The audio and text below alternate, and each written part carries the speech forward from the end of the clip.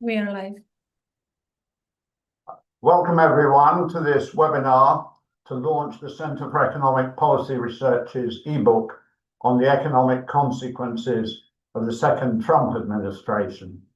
I'm Charlie Bean. I'm a professor of economics at the London School of Economics, and I'm also chairman of the board of CEPR, and I'm going to be acting as the moderator for the Q&A session later today. President Trump's first 100 days has seen unprecedented policy shifts across a wide range of fields. Sweeping tariffs, sharp breaks in global alliances, and risks to the rule of law have garnered the most attention, but there have also been significant policy shifts in areas such as immigration and citizenship, the size of government, and cuts in science funding and foreign aid.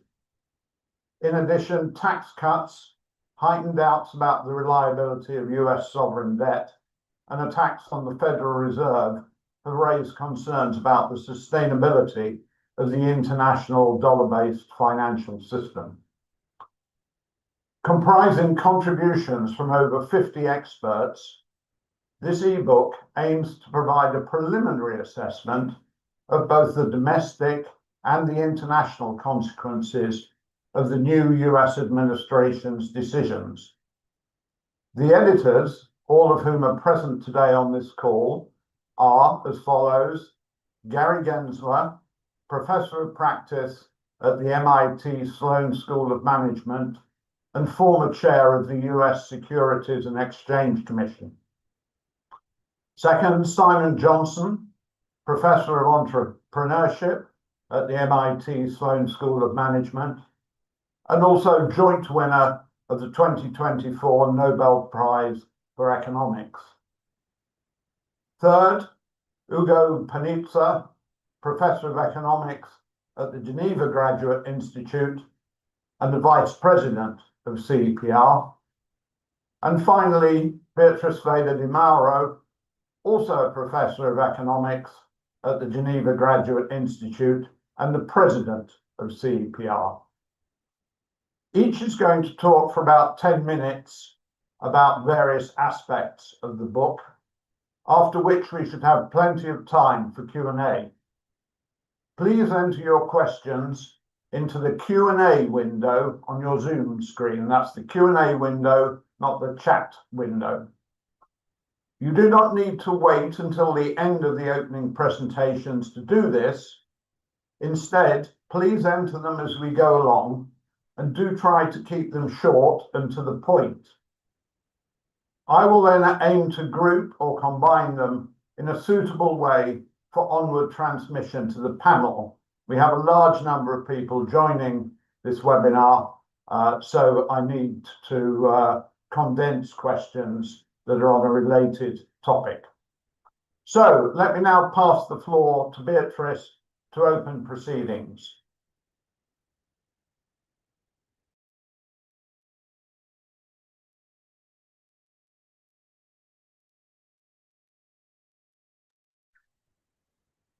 Thank you very much, Charlie, and welcome to everybody on this webinar.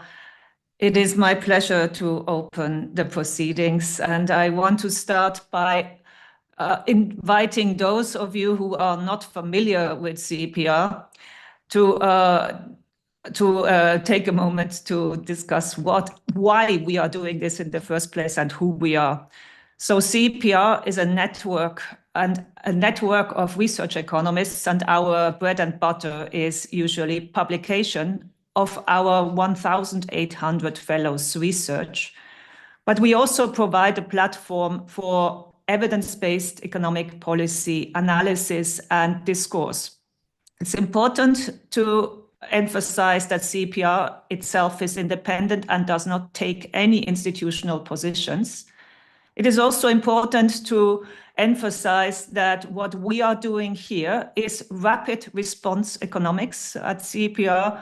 We are proud to have the ability and the ambition to provide real-time analytical reflection of a high quality and high standard But we are very much aware that this is not going to be the ultimate assessment. It is very much a preliminary assessment, and together with my co-editors, we have already agreed that this will be a living ebook and that it will have to have a second, at least, edition later this year.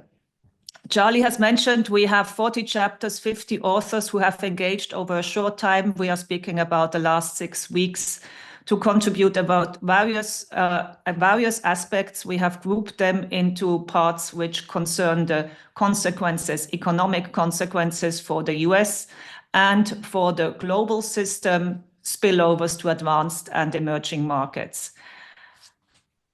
So let me give you a few highlights of the first chapter, in which we as editors have distilled some of our key messages. One of the most, any observer observing the second Trump administration would agree that it is a salient feature, the number of surprises and the high level of uncertainty. We can, in a way, show this here by the number of executive orders that were issued in the first 3 months.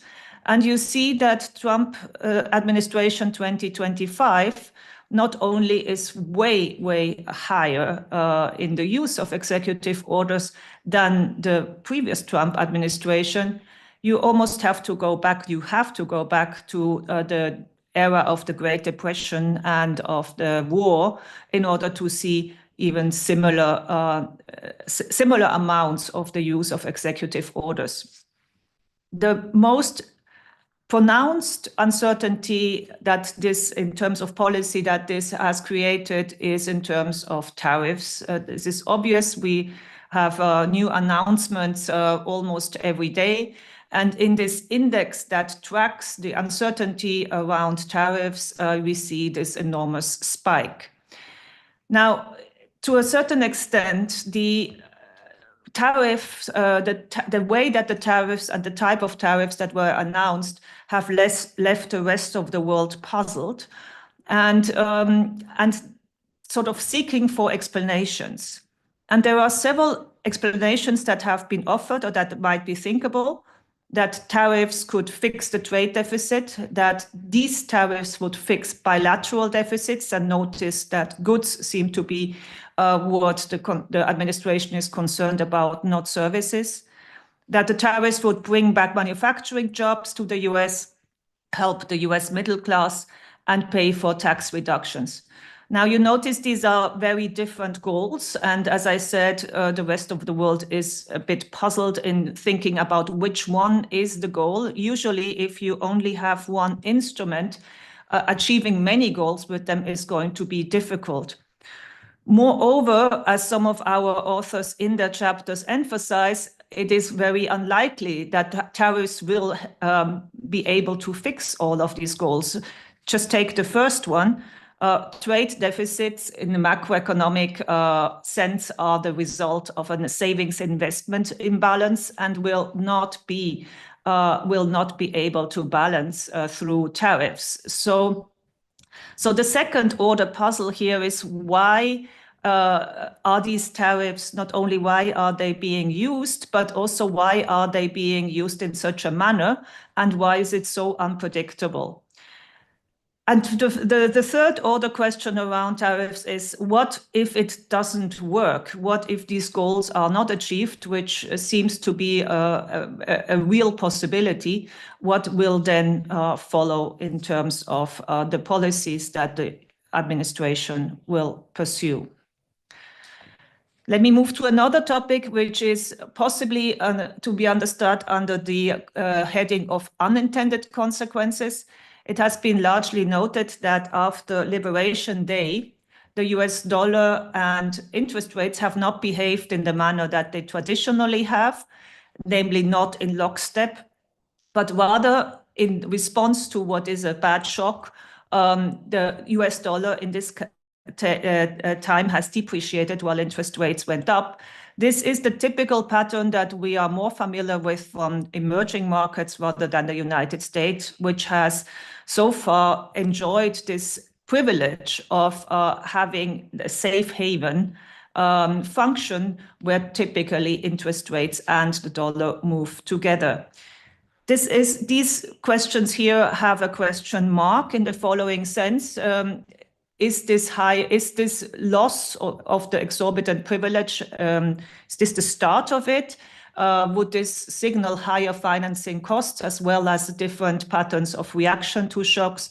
And even medium to longer term, what are the consequences for the international role of the dollar?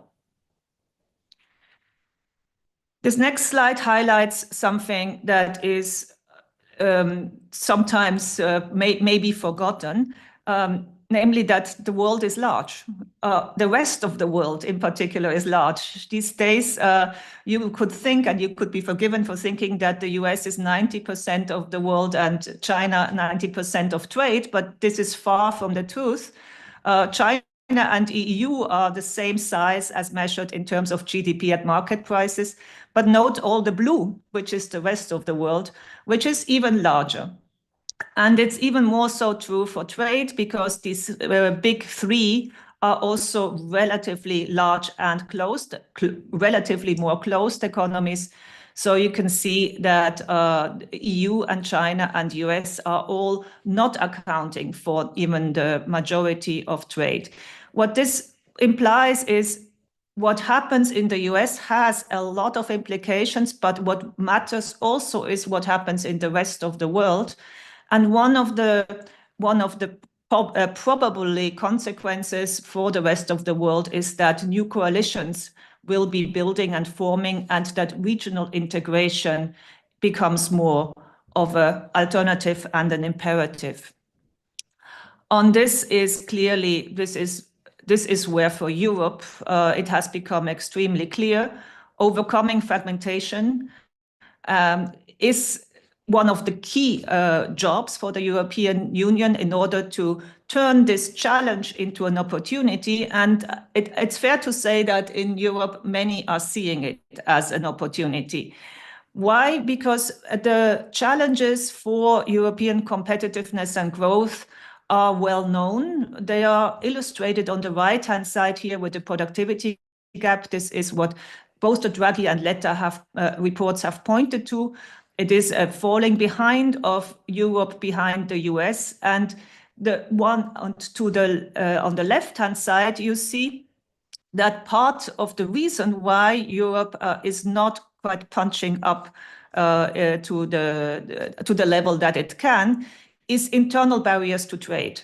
And it's notable, in fact, striking that the internal barriers to trade within the EU, both for manufacturing goods, but also for services, are higher than any tariff that the US is imposing. And it's notably more higher than barriers within US states. So this is a big opportunity for Europe to do what it should have done anyway, what it wants to do anyway, namely to embark on a serious economic growth and integration agenda.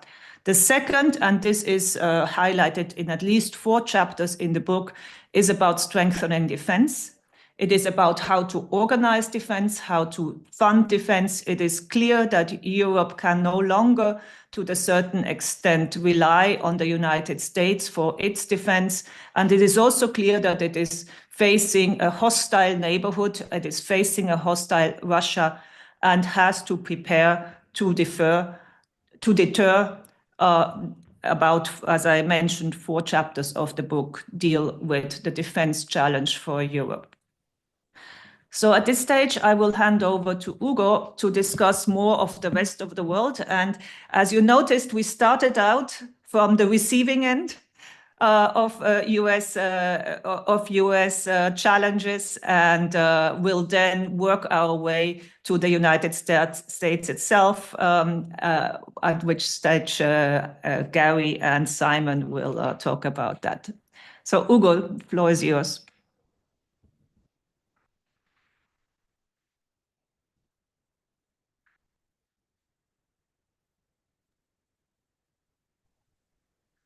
Okay. After many years with Zoom, we still forget to unmute. Thank you, Beatrice.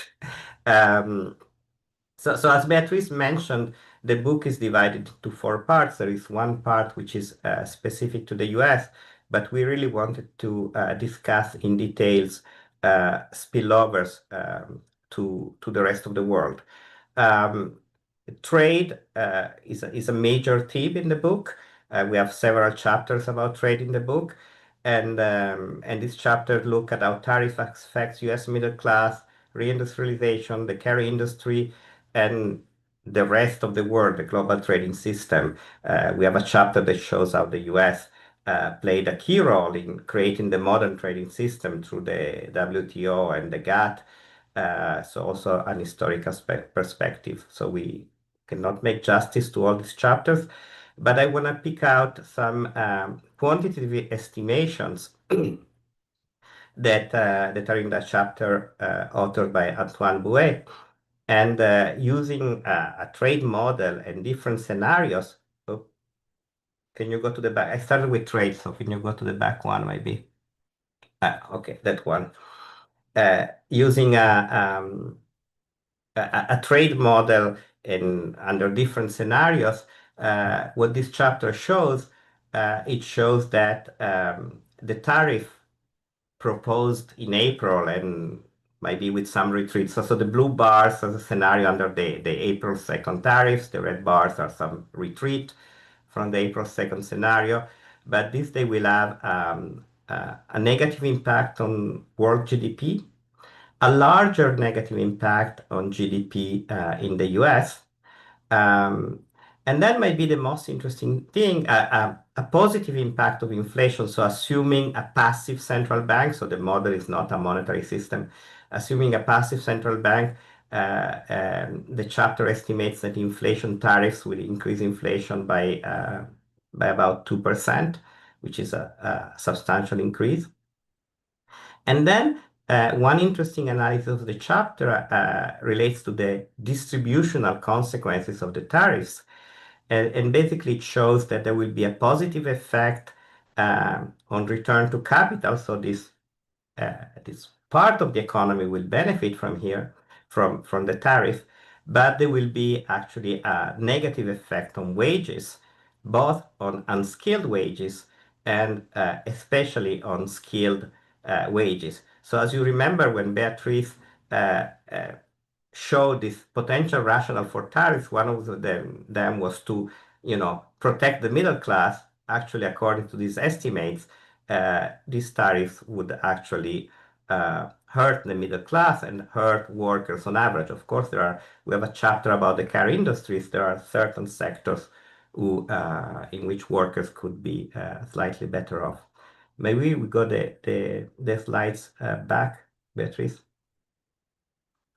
So, so also as Beatrice mentioned, we examine in the book consequences for the world under two aspects. We have a section of the book in which we focus on the global economic orders and what we call global public goods.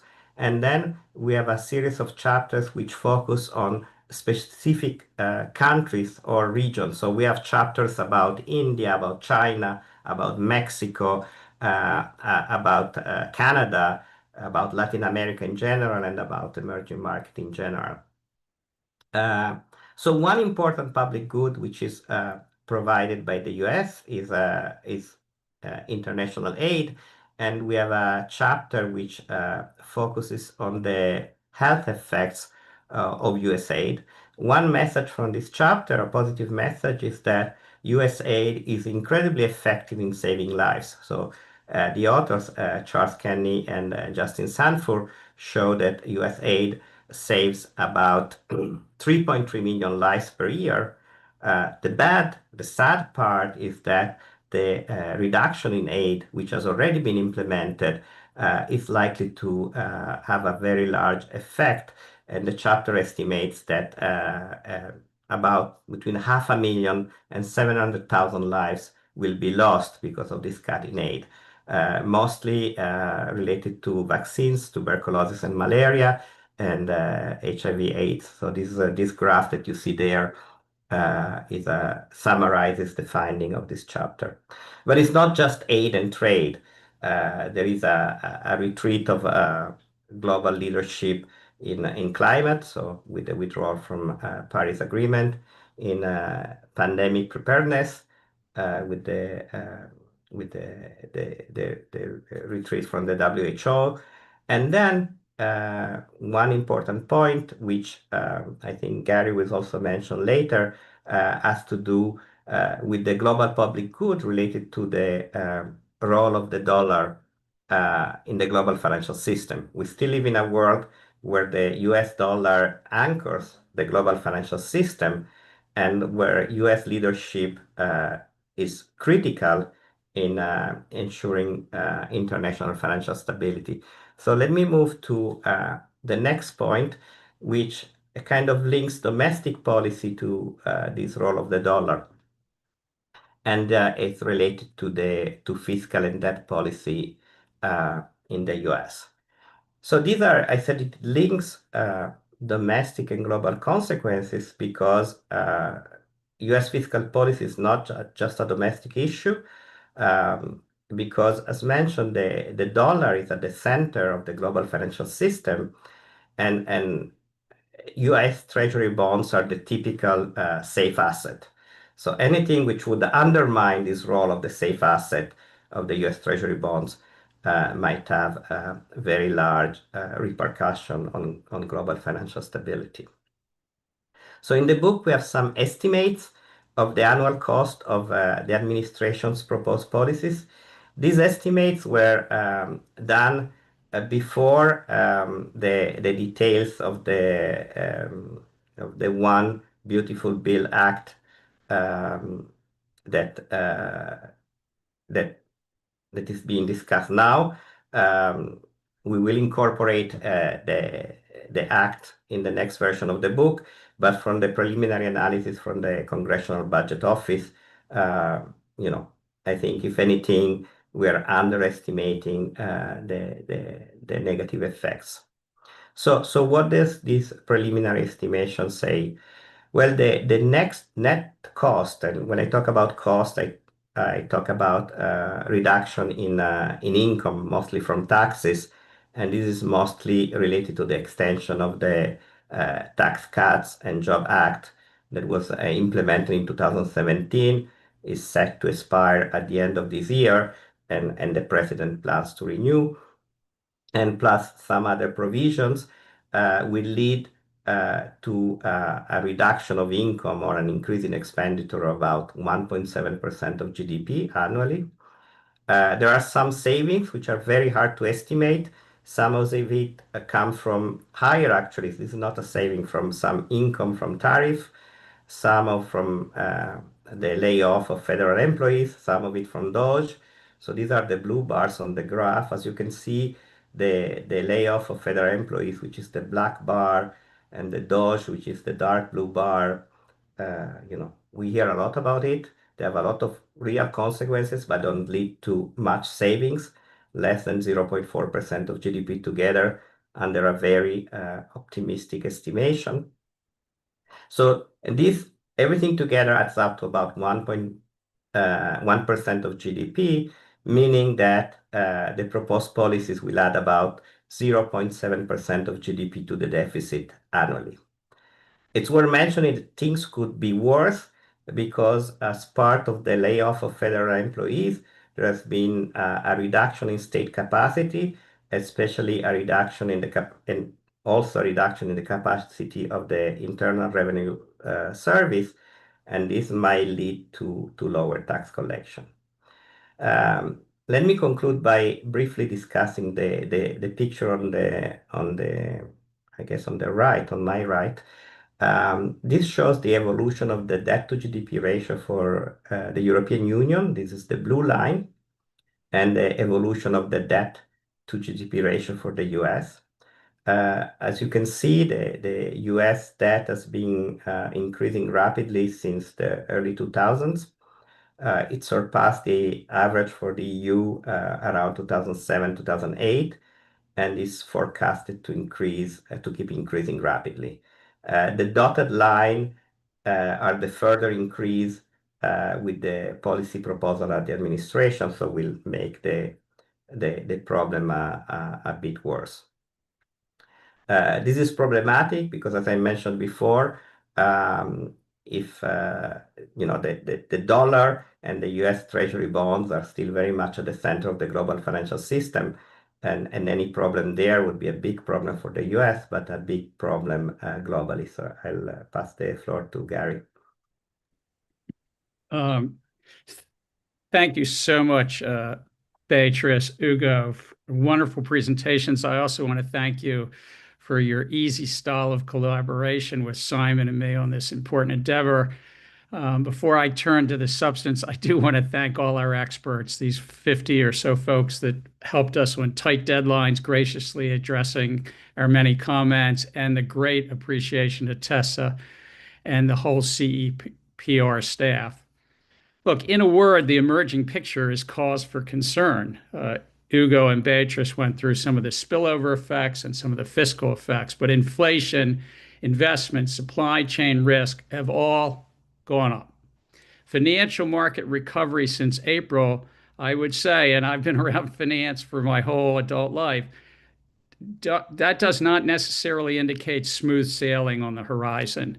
Rather, I think the full impact and what these collaborators and chapters have shown, the full impact of declining U.S. leadership may take time to unfold as institutions, as economies adjust to a less stable international order. Over time, the cumulative effect of the deep policy shifts, and there are many, as Charlie said earlier, may lead to a profound weakening of U.S.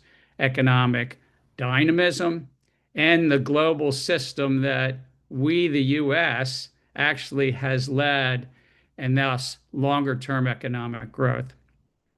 I do want to start, and we review this in our introductory chapter quite a bit, noting some important comparisons between President Trump's two administrations. First, President Trump came into his second term far more experienced, more determined, and with a more loyal team focused on the mission at hand, his agenda, than he did 8 years ago.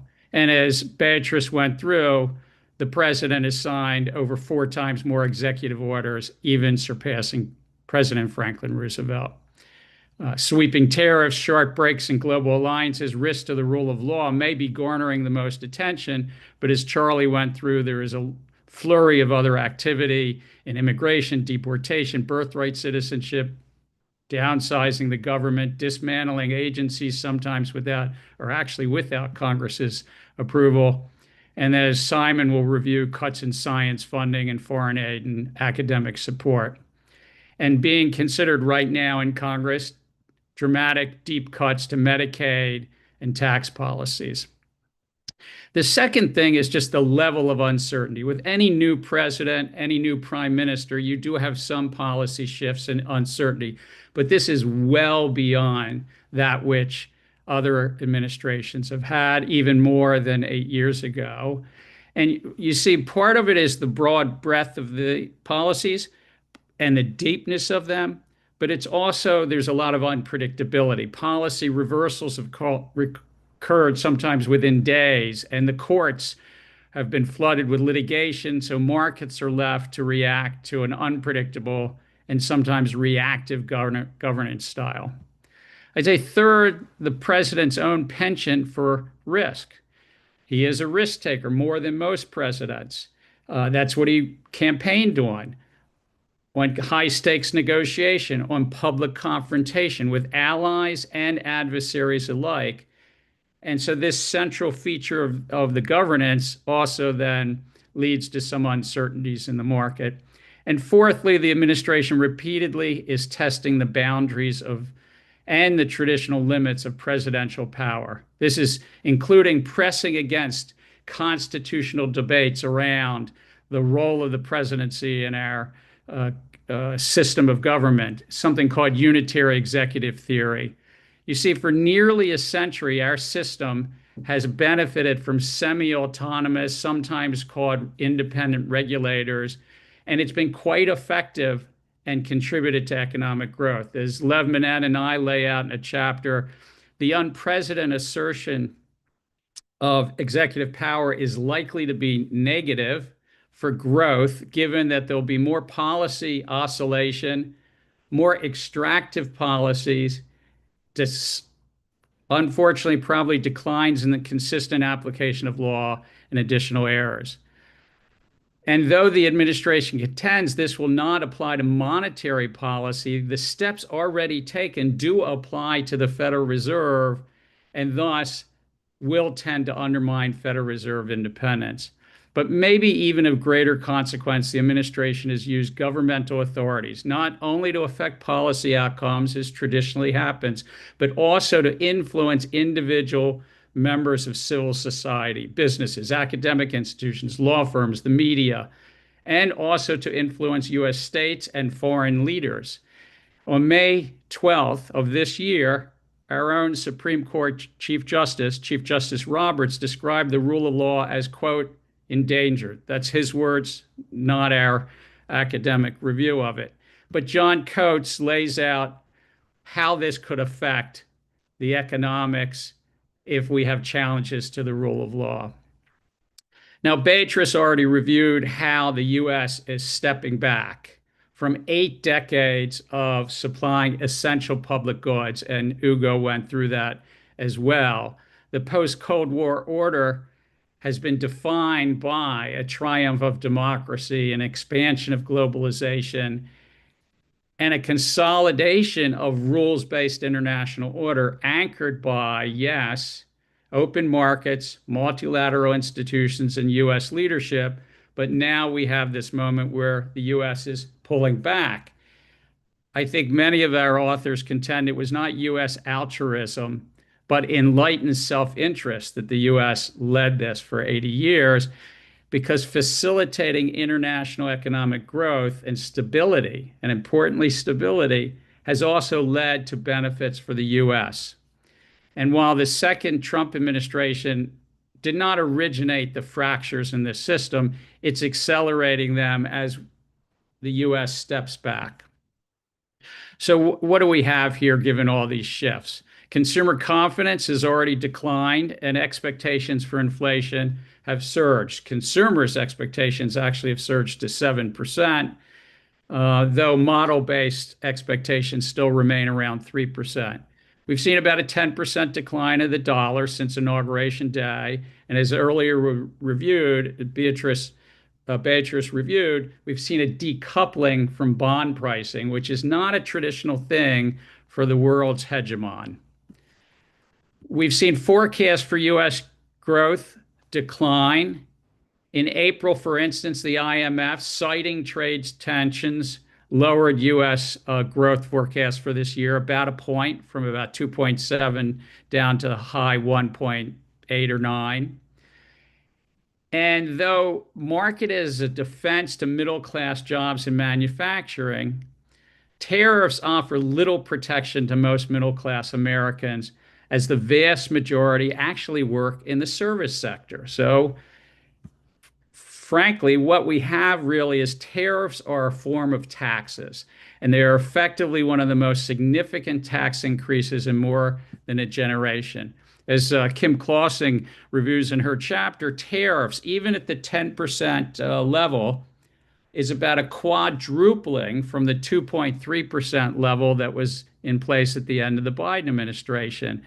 And so that's a very big tax increase for most Americans. Michael Strain, in his chapter, makes a strong case that tariffs won't actually help boost manufacturing labor. You saw this in the charts earlier, but I just want to augment it because it might be the news flash for any journalist listening here. Higher tariffs are a tax on component parts and business investment, so they actually put a downward pressure on domestic manufacturers. And as Ugo shared in Boett's estimates, the tariffs actually will decline our GDP here in the U.S. between 0.7 and 1.5%. But some sectors like agriculture, autos, pharmaceuticals may decline between 2 and 20%. Other contributors have given a really rigorous analysis, Weder and Perry, about immigration, borders, and deportation. And their analysis also shows that economic growth will decline by about 0.7% a year. And this is additive. This is in addition to those estimates in the tariff world.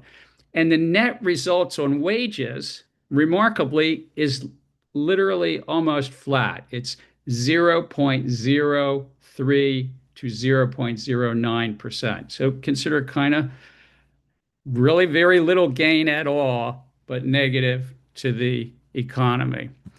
Mary Hendrickson and Dave Peters do a really important take on the collection of policies and the effect on rural economies and communities. And it's not just tariffs, it's tariffs, immigration, and yes, Medicaid cuts, because in rural America, they're more dependent upon Medicaid than in urban America, actually, and very dependent on immigration. And so this may be that Mary and Dave's chapter may have been prescient, given the reports that's out last week that the Agricultural Secretary, Rollins, weighed in with the president to soften deportations from rural communities. Simon Johnson will later discuss the negative consequences of significant cuts of science funding, academic support. Ugo's already reviewed the fiscal policies from the so-called Big Beautiful Bill.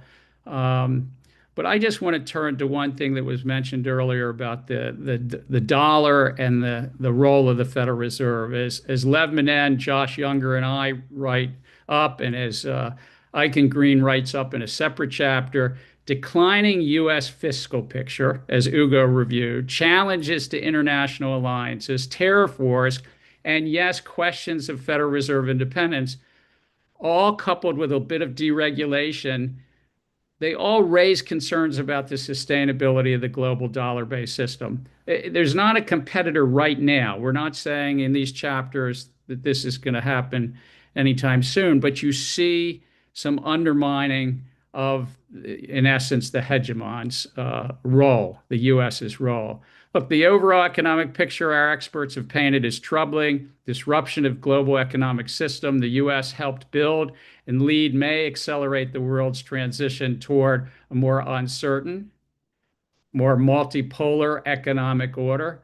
As Beatrice walked through, 86% of world trade is not in the U.S., and of course, 74% of the economy is not in the U.S. So the world will adjust, but collectively, the policies of the new administration are likely to weigh negatively on both the U.S. and the global economy, both in the short and long term. Look, I know we're going to take questions, but if you want to reach out to me, you can get me at my MIT email, Gensler@MIT, and I'll now turn it over to my friend, my MIT colleague and co-editor, Nobel laureate Simon Johnson. Take it away, cleanup hitter Simon. Thanks very much, Gary. So one question that's quite reasonable at this point is why have we written this book now, when this is obviously a moving target, and why with CEPR? And the answers to both questions are quite simple and straightforward, because with regard to timing, I think it's important to write down our understanding of not just the rhetoric, but also the policies that have been proposed that are in the process of being implemented, for the primary purpose of tracking what actually happens and understanding as accurately as possible attribution. So what are the consequences? Where did this come from? That's a question that a lot of you have already, and many more are going to have as time goes by, and we plan to be as transparent as possible. We plan to provide updates, and we'll be clear on what are the updates from our authors. We're hoping to invite, as relevant, further essays as subsequent editions develop. If you think we missed something, if you think we're overlooking something, let us know. You will notice that on a number of key topics, including the spillover effects, and particularly tariffs, we've got multiple perspectives in the book. We have made no attempt to find a consensus, and we certainly don't have one view, even probably among the editors, let alone the 57 additional authors. Instead, we've tried to provide you with the very best fact-based analysis with the purpose of understanding a very important set of economic policies that matter for the world. And Beatrice was suitably and as always, very modest at the beginning, because the CEPR has an amazing brand for analysis and understanding, and is particularly good at responding quickly to significant global events. So thank you, Beatrice, Ugo, and Charlie, for your leadership of CEPR. And it's really a great pleasure to be associated with you on this. And just speaking personally, because as Beatrice says, CEPR takes no institutional position on any of this. I'm speaking from my own very personal perspective. I'd like to speak on 3 policy messages, all of which have been mentioned, all of which are highlighted in the book, most of which have been mentioned so far, but I really want to press these home. And I want to tell you to whom these messages are addressed. The first is to Europe and European policymakers. The second is to the US Congress. And the third is to the people at the heart of the Trump administration.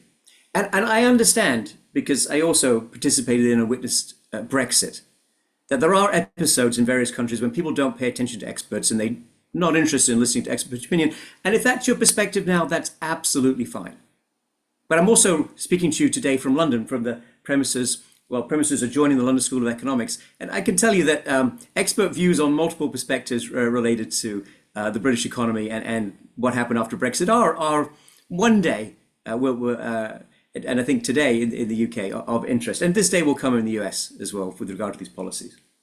So the messages for Europe are, I think, first of all, that there is an enormous amount of opportunity for European leadership, both for its own economy and for its position in the world. So I think for Europe to grasp this and to see it through the lens of national security is entirely appropriate, and we have some excellent chapters addressing that exactly. But I want to emphasize 2 points that might otherwise escape attention. The first is about Ukraine. The situation in Ukraine is bad and it's getting worse. The substantial abandonment of the Ukrainian cause by the Americans is a major problem for that part of the world. Regional instability will have big knock-on effects, and there is no limit that I can see to Russian ambition. So we have a chapter in a very straightforward fashion describing what Ukraine needs and its financial resources, it's the resolution of outstanding issues such as the Russian frozen assets and so on. This is of first order importance for European policymakers. The Americans have withdrawn from the existing security arrangements substantially, and they will continue to withdraw. You will not go back to the prior reliance on the American defense umbrella. It is time for Europe to move on and to confront these issues. And the second issue is even more difficult, and I understand awkward even, but it must be said out loud. We have an incredibly incisive chapter on Greenland. And I think it's time for people to stop discussing Greenland in hypothetical and ill-informed terms. You have here an excellent chapter written by 3 experts, who I'm sure will be happy to provide you with additional detail should you need it, speaking about the history, the politics, and the massive amount of misinformation and misunderstanding about critical minerals in Greenland. So let's not make damaging decisions on the basis of a lack of information. This information is now presented to you in this book. And that's a message for the Europeans as well as for the Americans. The second policy message, I would say, is to the US Congress. Now, there's a great deal of discussion on Capitol Hill about national security and about the rising threat of China.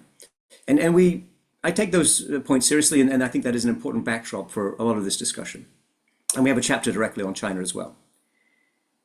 But seriously, the cuts to science funding that have been proposed by the Trump administration, on top of the various steps they've taken to disrupt the existing flow of financing, these are extremely damaging and potentially catastrophic to major parts of scientific endeavor in the United States. And it's that science that is our American best chance to stand up to China and to maintain our technological advantage. And if you lose that technological advantage, you lose strategically on the national security side and on the economic competitiveness side.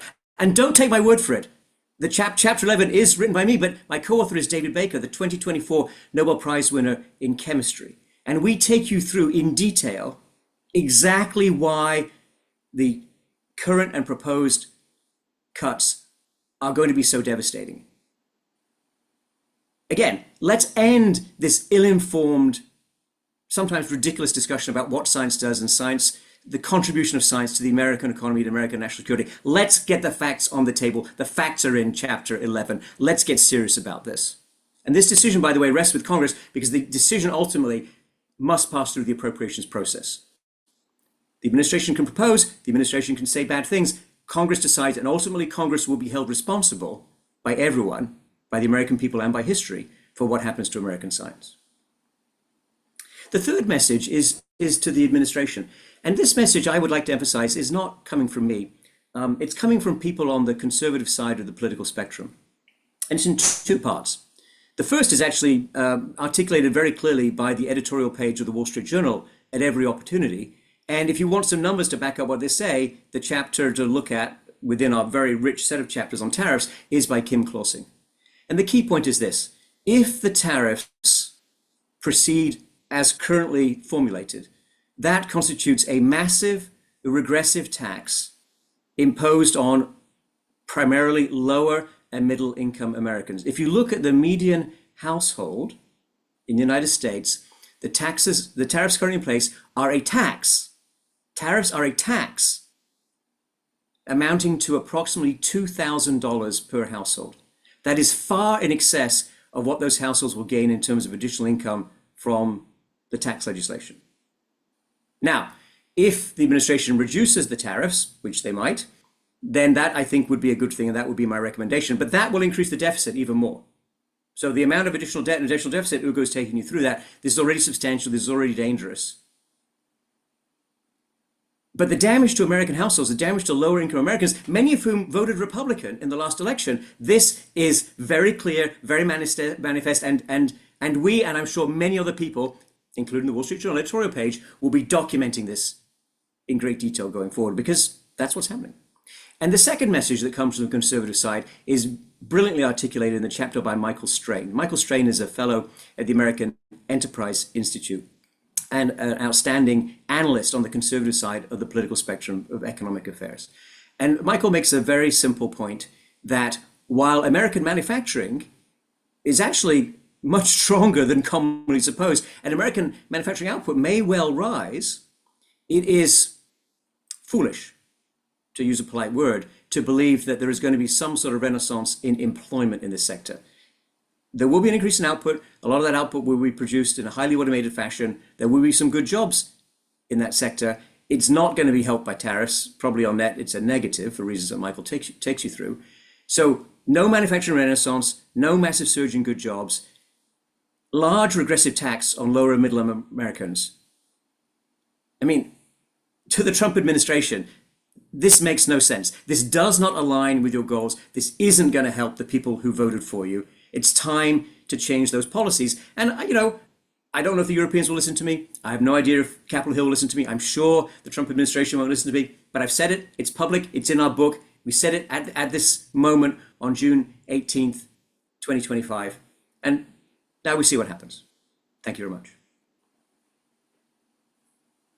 Thank you, Simon. Right, we will move to the Q&A, and can I remind people to put their questions into the Q&A box. We have some there already. I'm going to start with questions that relate particularly to the developments in the US, and then I'll circle around subsequently to cover some of the questions that relate to its impact in the rest of the world.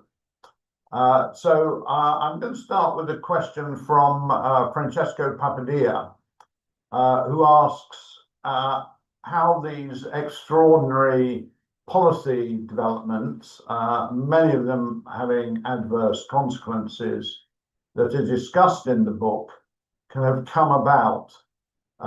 Has something fundamental changed in US society that's facilitated the extreme policy changes, or is it just a sort of random event that will be unwound in due course?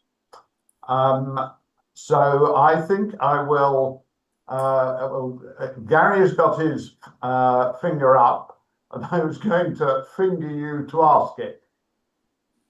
So I thank the questioner and I thank Charlie. I think it's a longer term trend. I think that the essence of the question is this something deeper, or is it just about this administration? And personally, I've worked on various political campaigns since 2004, and presidential campaigns. And I think you have to trust the American public once saw a big benefit to the multilateral order, to the partnership and alliances with Europe and key countries in Asia, and saw the benefits of lowering tariffs and lowering trade barriers and so forth. And I think for a variety of reasons, that is not fully the case. There's a wide spectrum, obviously, with 330 million Americans, but that's not. I think that we've had a shift in terms of what the American people feel about some of these things, and so there's definitely a governing style that we're seeing right here that is quite a stark change from prior presidents, and even a change from President Trump's first term. And that might recede a bit, the style, but I think underlying it, there's still some very real things that the American public is grappling with. But Simon wanted to add something. Yeah, I think I would be a bit more dramatic and say that the presumption of the delivery of shared prosperity in the United States and in other industrial countries has really broken down. And that's happened across many years and multiple administrations, and that's a problem. And I think the belief that the global system was working more or less to the advantage of most Americans, that is also largely gone. But compounding these things, Charlie, is absolutely this grab for power and a centralization of power and a remarkable breakdown, the division of power and separation of powers in the United States, which, by the way, was a long-standing important conservative principle. And Gary actually has got a couple of chapters that speak to this. And I think, well, that's really dangerous, because if this president sticks and if it survives the challenges in the court, which multiple challenges remains to be seen, that may become a feature of the American system that will be used by different kinds of administrations for its own purposes. And I think that's undermines actually some of what we need for better economic outcomes in the United States. Thank you. I think connected Charlie, with that. can I add something? Come in. Yeah. No, I just wanted to add something to this question, what is permanent and what is not. The hostility towards China, or the perception of threat from China, seems to be something that is really shared across the political spectrum of the United States, and it has only been growing. It's not quite clear that it is always based in fact, but it is clear that there is a lot of consensus around the fact that China needs to be contained. What is new in this administration, and I would say even compared to the previous Trump administration, is a certain amount of hostility towards Europe. The pronouncements of the administration have repeatedly been surprisingly hostile against an ally. And even when the administration says that they are focusing on the Pacific and in terms of trade war, it is notable that they've made a deal with China first before the European Union. So there is a certain amount of surprise, I would say, on this side of the ocean about the stance. There is no surprise that US is asking Europe to pay up more for its security, and Europe is prepared to do this, is preparing to do this very intensely. But the amount of hostility, even emotional, as we have seen, that seems to me is new and hopefully not permanent. Connected with this is a question from Carla Monticelli. To what extent do you think Trump's concern about his personal wealth has influenced the policies that are being pursued or is that really a rather incidental factor? Since Simon is smiling, I will pass it to Simon. Yeah, so I learned a long time ago, Charlie, at the IMF, for example, that you never speak about motivation. I have no, you have to ask Mr. Trump that question. However, I would say, and I think the second edition calls out for a chapter on what some people are calling the monetization of power and the way in which political power is turned into wealth opportunities. And here I would flag the very dangerous and disturbing development on the front of stablecoins. So the stablecoin legislation passed through the Senate, as you may have seen yesterday, and I think there were attempts to put some safeguards in there to prevent the monetization of power. Those safeguards did not make it into the legislation. So it remains to be seen exactly what will be agreed with the House of Representatives. And there's broader crypto legislation that will also be considered. But there's a lot of concern, Charlie, that which I was hearing today, for example, at a conference with many people from middle-income countries, Latin America and other parts of the world, who were saying, why is the US becoming more like countries with weaker institutions and weaker controls over corruption? What has gone wrong? You used to be much better at this, and now these controls are disintegrating. And corruption always and everywhere, Charlie, undermines particular governments, it undermines regimes, it undermines faith in democracy. And I think it's very dangerous. It was not a focus of this edition. We felt that was too much in flux, but I think pretty clearly the pattern is now becoming established. Thank you. Now the book and your presentations have highlighted that many of the policies will not obviously deliver what they're intended to deliver, may indeed be directly counterproductive and have adverse consequences for President Trump's political base. I have a question from Mr. Anand. Was there anything at all that in the studies that came up that would we thought would work positively for the US or the world economy indeed, either from the tariffs or the other measures?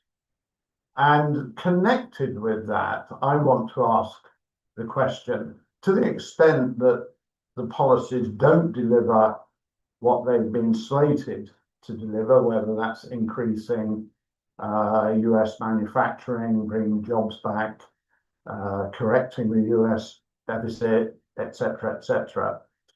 How will that play out subsequently as far as the administration is concerned? Will they shrug it off, or will they point the finger at other actors and claim that they've got in the way of producing the outcomes that they want? Will they double down in some way? So I think those two questions. Is there anything positive that comes out? And to the extent that the outcomes do not go the way the administration expect, how is that going to affect future decisions? Now, Simon had his pen up. I'll take the first part, and perhaps Gary would be brave enough to try the second, or others. Look, there are clearly gains here for America's strategic rivals. So China is a big winner. China, to the extent the US vacates the field for science, it's China steps up and fills the gaps. That's for sure. Now, are there also opportunities and potential gains for Europe? I'm actually quite optimistic.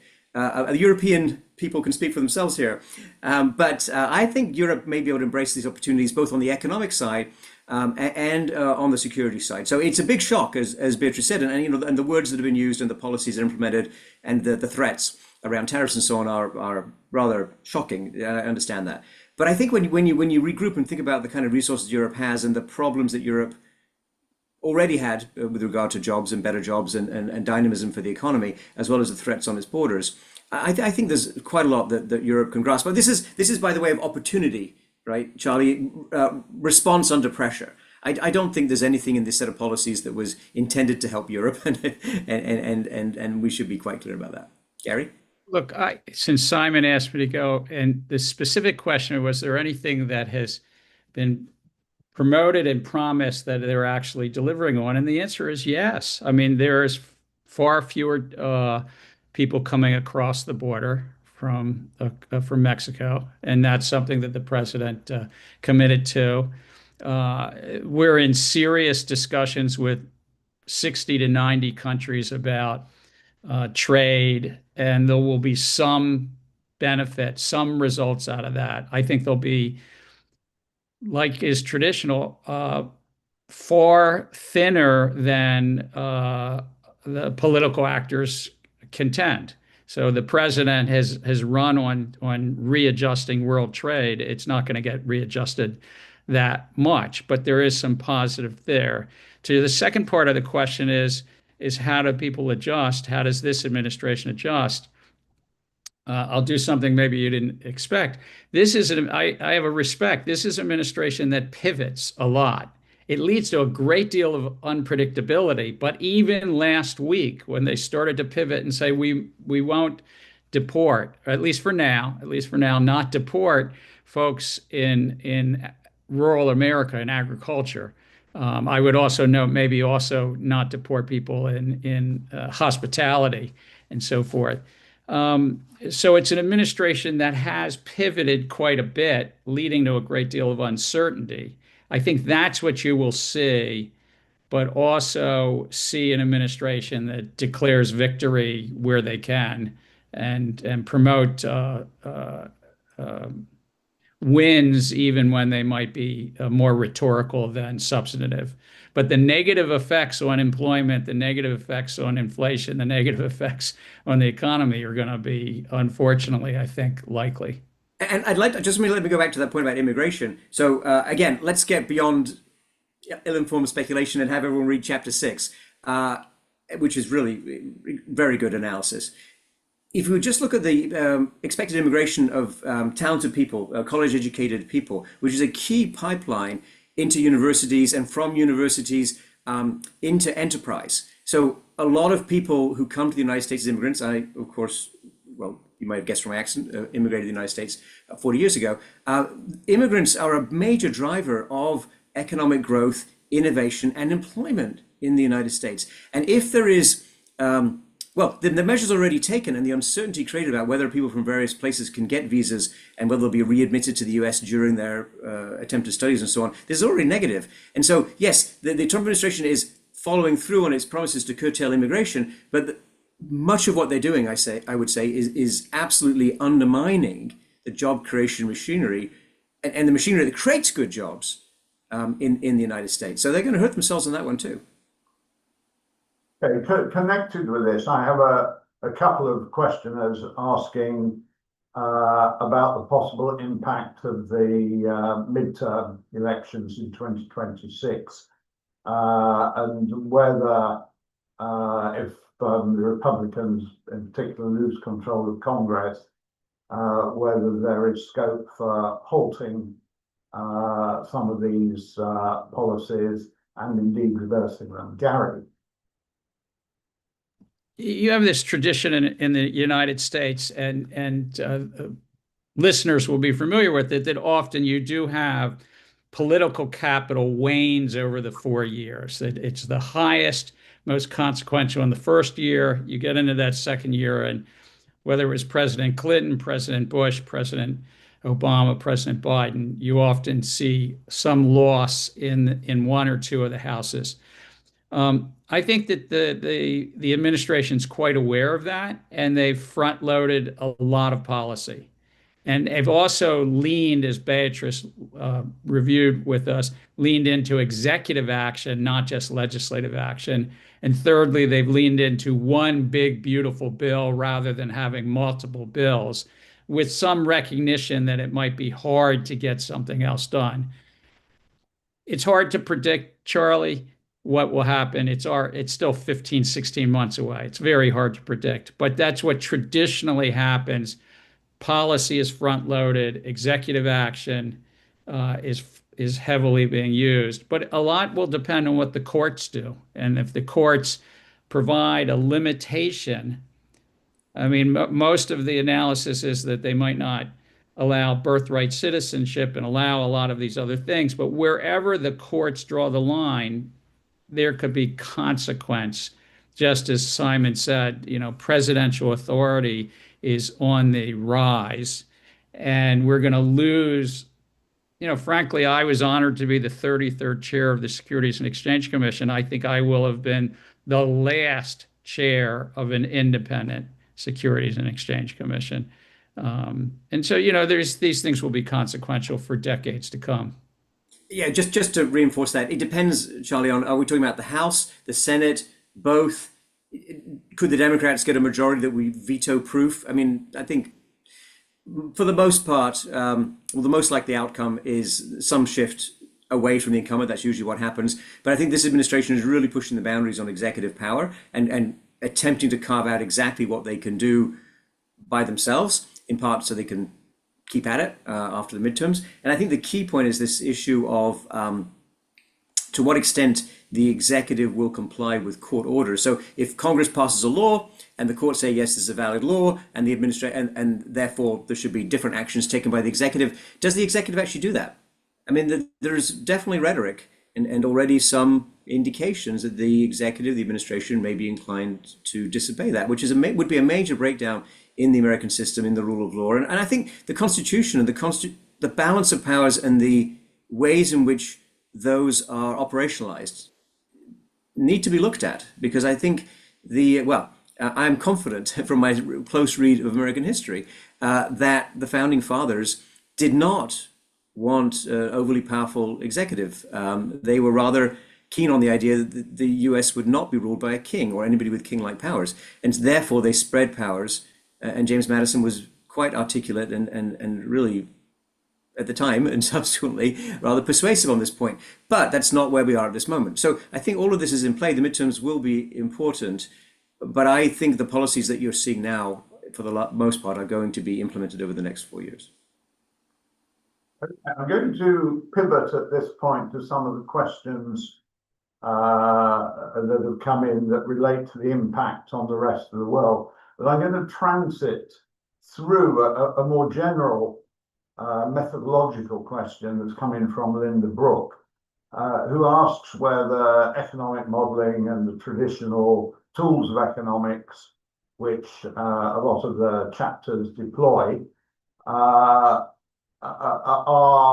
reliable in the particularly uncertain times that we're faced with at the moment. So it's not just the somewhat erratic behavior by the US administration, but we also have conflict in the Middle East and in the Ukraine and the like. So to what extent is it right to rely on our standard toolkit and standard calibrations? And maybe that's one for Beatrice. Yes, I'm happy to take that. Ugo. Yes, Ugo can take it, but I can also, I'll give it a start, Ugo, you go afterwards. I have been thinking about a combined question answer to the former question and this one as well, namely, is there anything positive? And we could put this differently. Is there anything that is completely unexpected that would not be in our models and would not be in our data, and therefore we would not be able to foresee as a positive? So over this weekend, I have had the privilege of interacting with some of the key figures in the AI revolution happening in the US, and one thing that I want to that I found particularly impressive was the prediction that we are about to witness a revolution at 10 times the size of the industrial revolution and 10 times its speed. So if this is true, if AI is about to change everything, which was another I'm quoting here indirectly, if AI changes everything and it changes it in directions that we cannot even fully predict, then of course the answer has to be that our models are not helpful to predict this. And to a certain extent, not only am I mentioning this because these were quite credible people talking about this, but also because this seems to be a bit an underlying idea that debt sustainability may not be as serious as it looks like, and other negative growth effects will be completely overruled by this technological innovation that the US is leading, although with in tight competition with China. So that would be my answer. The missing chapter for the next edition is one on AI. Maybe if I can add something to this. So if we think about economic models in terms of, econometrics models trying to forecast, we all know that, we all use them, and we know that when there are big structural breaks, these are hard. But I think if we think about model in terms of how we think about the economy, about what drives us, what motivates people, I think it's still, you know, I think we can still use the framework that we have been used.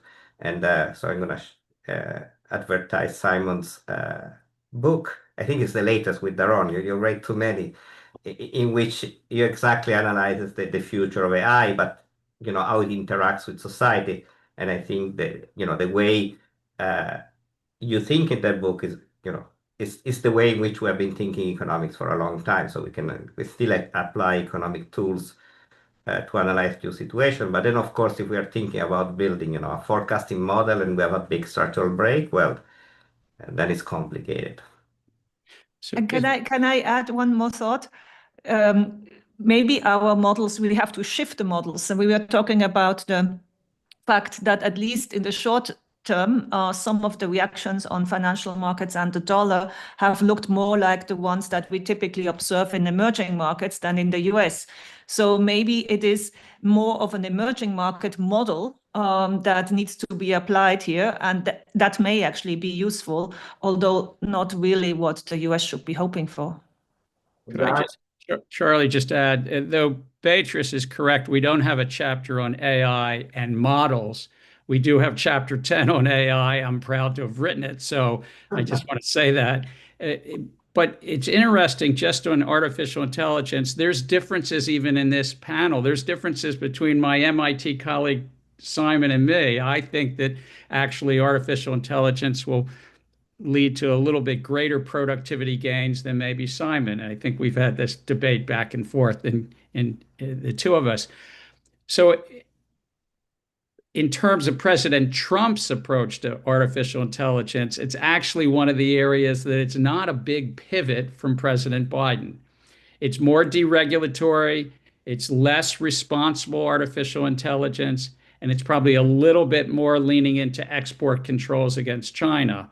Now, in the chapter that I wrote, I contend that backing away from responsible AI is not going to lead to greater adoption. Europe has a more vigorous, more rigorous approach to what's called responsible AI. But it might lead to some short-term activity in artificial intelligence. I also contend I doubt that really the export controls on China will help us. That longer term, it's going to lead to a greater resiliency in China. China is very deep and very talented in artificial intelligence already, but I think they will find their ways around our export controls, and that they're unlikely to be that successful to hold China back. Thank you. The next question is going to be for Beatrice. In your presentation, you talked about the importance of Europe's response, reducing fragmentation, increasing integration, following up on the Draghi and Weder reports and so forth. But I have a question from Friedrich Heinemann, who says, why should we expect Europe to be able to overcome the fragmentation of its internal market, given the rise of populism in Europe as well? the Trump, call it political business model of Trump, is proving somewhat successful in parts of Europe as well. So how can we see Europe moving in the right direction, even if we've diagnosed the right policies? Well, my answer would be that something has changed in the political perception of European leaders following maybe as recently as the Munich Security Conference and the realization of just how much the US is disengaging from Europe. This is a change that has to do a lot with the realization that defense spending needs to be increased. I mentioned this. And by the way, we have one chapter that, and I also say a question in the chat about the question, could this also be growth enhancing? And the answer is that the multiplier from defense depends very much on how you spend it. Essentially, if there are spillovers from R&D and from technology into the civilian sector, which is very possible and has been observed in the past, then the multipliers can be quite high. But principally, of course, what you are building is something sort of slanted for destruction. It's not what you would like to be spending money on. But again, the defense spending multiplier can be higher than originally, or that initially people may have thought of. I recommend reading the chapter. I don't know the number right now, but it's Ita Niletsky. And then there are also other chapters in the defense area that talk about how to spend it wisely, how to maximize the strategic and technological benefits from such spending. So that is one. Now going over to does this also mean that Europe gets its act together in terms of its growth agenda? Again, my confidence is much higher than it would have been a year ago and higher than it would have been 6 months ago. And it has to do with the fact that, I think this is coming from that the German government, as well as a few of the other key European governments, are now thinking about this much more seriously. They're seeing it as imperative. Having higher growth and competitiveness is no longer nice to have, it's a must. Thank you. Now, the report and the presentations have talked quite a lot about Europe's response. And that's not surprising, given CEPR is located in Europe, and a lot of the members of the network of fellows are based in Europe. But I have a question here from Maharid Kuram Shabir, who asks, how can developing countries like Pakistan navigate their way through the imposition of US tariffs? They have much more limitations imposed on them than developed countries such as Europe. The question is, are there particular strategies that developing countries might want to pursue? And for that matter, is this discussed at all in the volume? So we attempted to cover a lot of ground, and we do have material on developing countries. We did not write specifically about Pakistan, and maybe we should, and that's certainly something we'll track going forward. I think that developing countries, Charlie, can be divided into two groups. Those that don't trade much with the US, and for them they're also somewhat stunned bystanders, and they're worried about the global economy, and they're worried about the future of the World Bank and the IMF, and I think there's a set of issues there that are really important for them to engage with and be constructive and make their own proposals.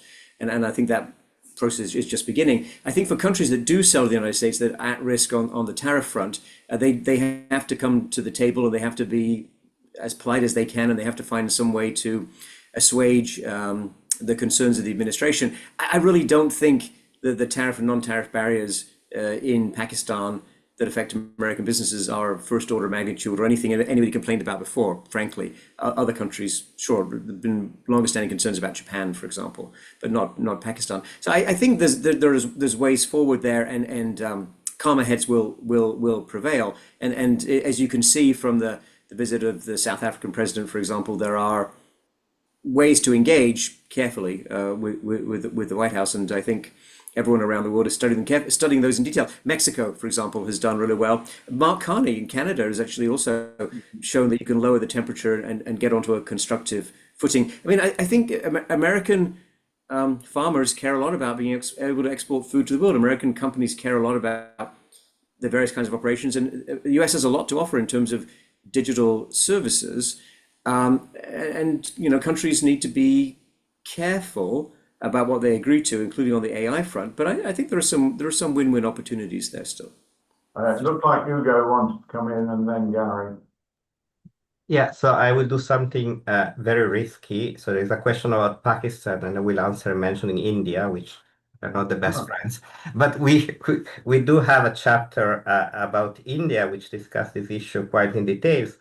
And actually, the author, Arvind Subramanian, said that actually you can think this as an opportunity. So India has been a very, very closed economy, and this might push the country to open.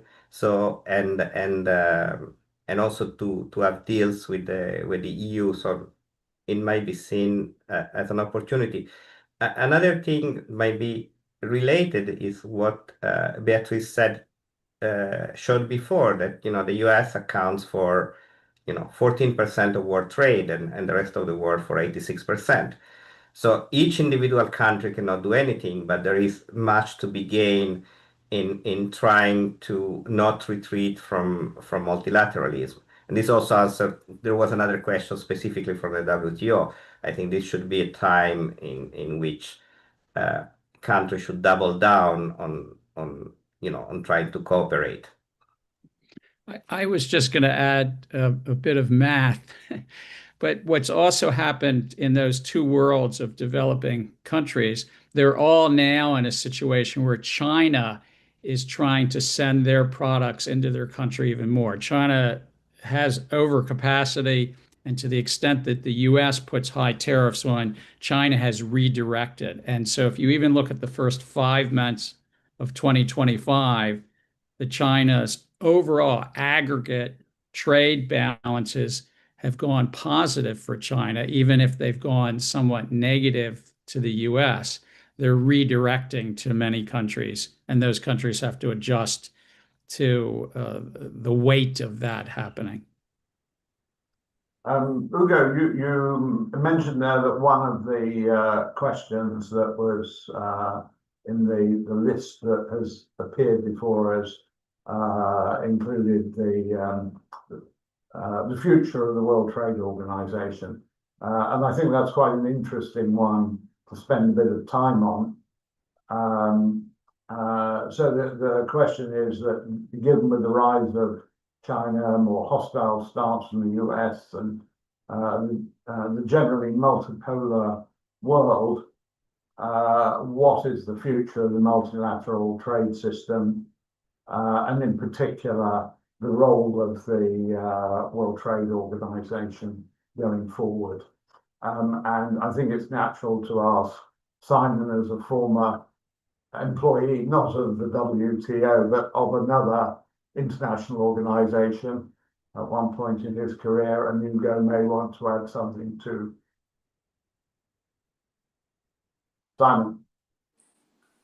Yeah, look, I think, well, first of all, Hugo made the important point, and Beatrice has also, which is that it's a big world with a lot of different players, and multilateralism and a rules-based system actually has big advantages. I think it's time for some other countries to take the initiative. I think waiting for the Americans to make a more constructive proposal is probably not the best idea at this point. And so there's lots of voices around the world, and I think there's multiple ways in which this could go forward, and I would encourage everybody to figure this out, build coalitions, and be positive about supporting trade. I don't think it's in the American interest to retreat from the multilateral institutions. And actually, I'm a little bit encouraged. I don't want to jinx anything, but I think the American attitude towards the IMF has been positive, and also I think the World Bank at this point. So obviously there's a retreat on from what things that are seen as aid. That the argument is they weren't favoring the United States. I don't think that's correct. I think there's some major global health challenges coming because of what's happened in terms of the defunding of major, very important programs at Johns Hopkins. Johns Hopkins is a fantastic university, brilliant medical school, really good on public health, and they've been massively hit by cutbacks to their programs, which were preventing infectious disease from spreading around the world and coming to hit the United States. I mean, those programs were in place to protect us as much as anything else, I would say. So I think we'll see how far the US wants to retreat. I don't think the US will be proposing new initiatives. And I think I turn to Ugo for, what do we think of the ideas that may surface that could be encouraging with regard to the WTO, or a WTO that really helps sustain trade among all the countries other than the United States? I think that would be something.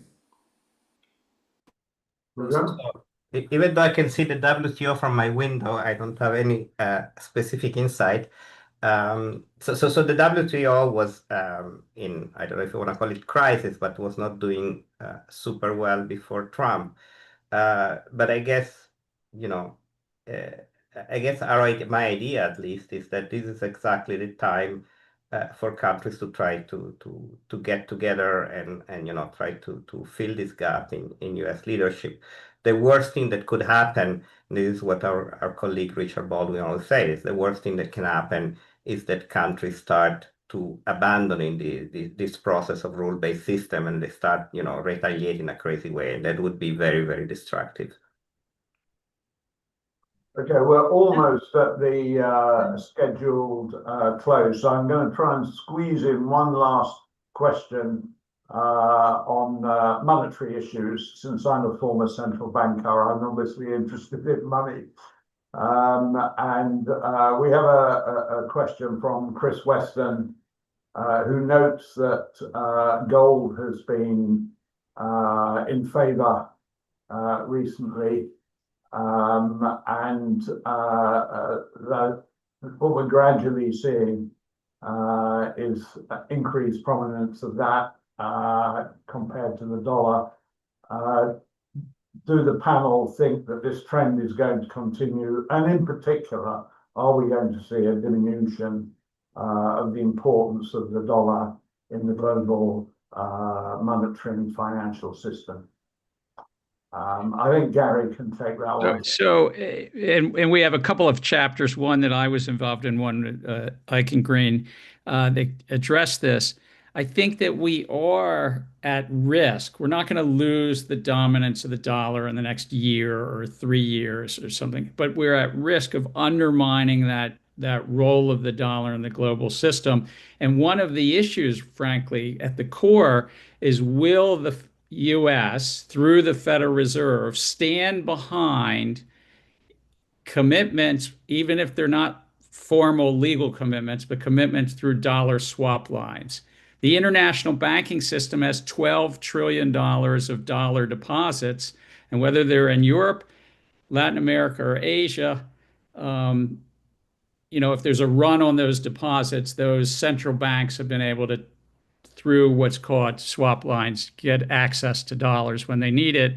And will this administration do that, or will they use it as another bargaining chip in the whole board of bargaining various deals and so forth? So in terms of gold, Simon, I see, has his pen up and he might want to address the gold. I don't think that gold will be able to fulfill any particular role. I don't think it did fulfill it that well over the centuries that it was at the center of backing. But I do think over the next handful of decades, the U.S. capital markets need to stay strong. This is as a former SEC chair, maybe, but I really do think that having the deepest, most liquid capital markets, where people think you could get fair treatment and the price discovery works efficiently, has been a comparative advantage for the United States and lowered the cost of borrowing in U.S. dollars for around the globe, for the US as well as international borrowers. If that starts to get undermined, if the US capital markets get undermined because they're viewed as fraught with fraud or less efficient, or if they become concentrated rather than competitive, then we will lose part of our economic advantage. And the United Kingdom lost their competitive advantage, 80 to 100 years ago, and nothing should be taken for granted. The US could lose it, not in the next 2 or 3 years, but they could lose it at some point. So, yeah, Charlie, you're going to like my answer, I predict, because it's all about the central bank independence and credibility being preserved, with those two things closely intertwined. And the statements that Mr. Trump has made about the need for Mr. Powell to cut short-term interest rates, and even Treasury Secretary Scott Bessent, who I think is very sensible and very constructive on many issues, has also said, well, we'll take various measures to increase the holdings of short-term government debt. Let's remind everybody that the Fed does not control long-term interest rates, and if they lose that independence, that credibility, which, by the way, the centralization of executive authority, Gary's chapter is very good on this, points out that there's a carve-out for monetary policy decisions. Those are still not under the control of the White House. But if that changes, or if somebody's put in Jay Powell's place who is more compliant, sure, they can cut short-term interest rates. But what does that do to the inflation premium? What does that do to the yield curve? What does that do to long-term interest rates? What does that do to the cost of running the deficit? The financial markets will have the final say, I would believe. And the U.S. Federal Reserve has already been undermined because the White House and the Treasury Department is now fully involved in bank regulation. And what are banks but basically issuers of money? So, reserve requirements, interest on reserves, capital requirements, leverage ratios, all are about monetary policy in one way or another. So I would contend that even though the administration has said we won't be involved in monetary policy, we will be involved in bank policy, that it's a distinction without much of a difference. So may I just take the opportunity to try and end this on a positive note? So first, the negative. My view is that the US has already endangered its privileged position. And it starts from the fact that it does not consider what the rest of us think as a privilege, namely calling that an exorbitant burden instead. But it does open opportunities and positive opportunities, for instance, for the euro. The international role of the euro is now being discussed in a very different way than it was, including by Christine Lagarde yesterday in the FT. The US stance on tariffs, and Ugo mentioned this, and with regard to India, the Japanese chapter makes a similar point, can be an opportunity to overcome resistance to protectionism at home. So when your political economy at home does not allow liberalization, external pressure, a bit like the IMF, is now being applied from outside and may be an opportunity. And last but not least, and this is an advertisement for the next book coming out of CEPR, which is going to be called something like Global Action Without Global Governance. And what we are referring to in this is about building coalitions for climate transition and nature restoration in the rest of the world. So coming up very soon, about 2 weeks from now, very much in the spirit of there can be opportunities here. Thank you. Okay, thank you, Beatrice. Can I thank everybody for joining this call? Apologize to the several questioners who put questions in the Q&A, but we didn't have time to get to. Thank all the panelists. As Beatrice, I think, emphasized at the outset, this is a preliminary report, and we will be coming back to many of these issues in a subsequent edition of the report. And once again, thank you everybody for joining us. Well, I wish you good night if that's appropriate for your time zone, and good rest of the day if you're, I guess, some way west of where we are. And thank you, Charlie, for being such a wonderful moderator. Thank Thank you. you. Okay, Goodbye. Bye.